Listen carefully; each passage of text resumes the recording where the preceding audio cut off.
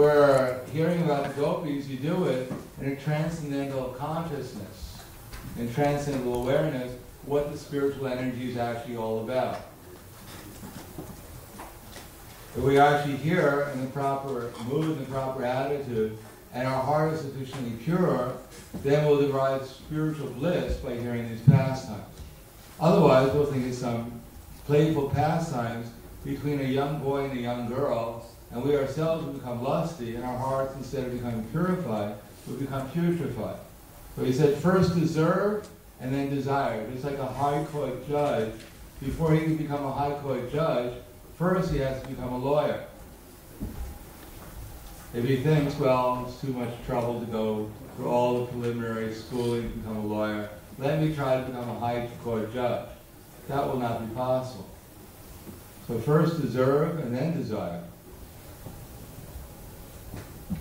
So when the inspiration from sadhana comes from anything other than natural attraction to service, is Vaidhi Bhakti. So there's a stage of Raganuga, sadhana bhakti, when we're just attracted. So Prabhupada starts that as a very basic principle of Raganuga. We just like the service we're doing. But that doesn't mean we're on the platform of the residents Vrindavan, the Ragatmika devotees, and that we're executing Raganuga sadhana bhakti. But Vaidhi Bhakti itself, if it's executed properly, we learn how to chant Hare Krishna in ecstasy, then the result is that we automatically come to the platform of Raganuga, even without trying to make some separate endeavor to do it. Prabhupada writes in the Nectar of Instruction that there are 3 stages of hearing chanting about Krishna. One is called Shravana Dasa, the next is Varna Dasa, and then Smarna Dasha. Shravana Dasa means hearing about Krishna and trying to purify the atmosphere, live in a purified atmosphere, and give up material attachments. Then we can hear very nicely. It's our material attachments, our mind going here and there. We can't hear very nicely, so just try and give them up. Let them go away. Let them come, let them go, and then we can hear. And then live in an atmosphere which is conducive to that. Hearing, chanting, and on the beach, surrounded by people who are out there to enjoy. I mean, it's all right, we can do it. Maybe some exalted Paramahamsa can do it.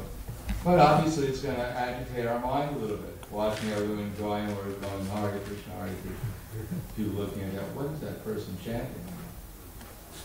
Like Kulavekar Sridhar. People thought, here is Kulavekar Sridhar. He's living in a hut, he has no money. The hut has holes in it. He's making, 50 pice a day, selling bananas. And at night he's screaming something. They thought he was screaming out of hunger because he had no food. But he's actually chanting out of ecstasy. In other words, chant in ecstasy means just let the mind, whatever the thoughts, let them go away, let them come, let them go, and do it in a good association, a good atmosphere. Then, Varna Dasa, then gradually we can actually hear what's being said. What's being said is perfect. The sound vibrations themselves will reveal everything to us. We don't need anything else. The very sound vibration has all the information within it. We just have to hear it. And if our mind's not disturbed, then we can hear. And if we're in a proper association, and we'll hear properly, then we'll be able to understand. And when we understand, we'll accept it. That it's true, it's real. Because we'll experience the reality. And then Smarna Dasa. Prabhupada said one can chant in ecstasy, that's called Smarna Dasa. And there are 5 stages, progressive Krishna Smarna, which are? Anyone know? I'll give you the Sanskrit. It's Smarna, then Dharana, Dhyana, Dhyana-anusmriti, and Samadhi. And Prabhupada translates those as meditation, absorption,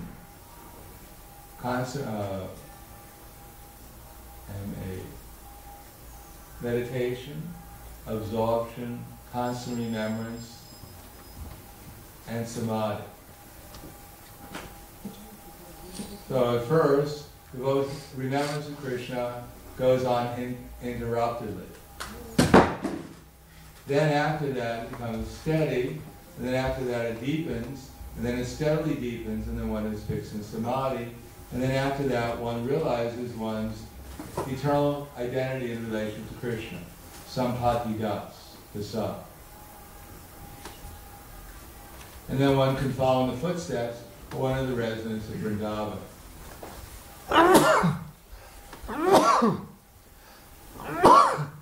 Eligibility. Someone read this? Eligibility for a counterfeit association with the harmless, the great souls 100% in the devoted self of the Lord. One may attain a little bit of attraction for Sri Krishna, but at the same time, one may remain very much attached to fruitive activities and material sense enjoyment, and not be prepared to undergo the different types of renunciation. Such a person, if he has unflinching attraction to Krishna, becomes an eligible candidate for discharging devotional service. Just so attraction. That's all. The only qualification we have to become Krishna conscious is the fact that we're attracted to become Krishna conscious. Sometimes Prabhupada would ask someone to do something, they wouldn't do anything. And then the devotees asked Prabhupada, well, why don't you force, why don't you get them to do it? Well, Prabhupada said, if I told them 3 times they don't do it, what more can I do? If people don't want to do something, they won't do it. So, in other words, devotional service is voluntary, and our voluntary service is rendered because we want to do it. We're attracted to Krishna, and that's why we do it. There may be some other reasons, economic reasons, whatever else, but those are material or external reasons. But ultimately, to render service to Krishna over a period of time, then we have to be attracted to Krishna. And in the association of great souls, we develop our attraction to Krishna. So those who help us develop our attraction to Krishna, we can take them as great souls, not ordinary personalities. And of course, there are 3 grades of eligibility. Uttama, Madhyama, Kanista. And Uttama has strong faith and strong scriptural knowledge. So this is looking at eligibility from the point of view of faith and knowledge. Faith means faith that the goal is Krishna. Our goal in life is to obtain love of Krishna. Also, faith means the experience of what Krishna consciousness is. So when one has strong faith and strong scriptural knowledge, that's called Uttama. He's very expert in the study of strong knowledge. Someone can read that.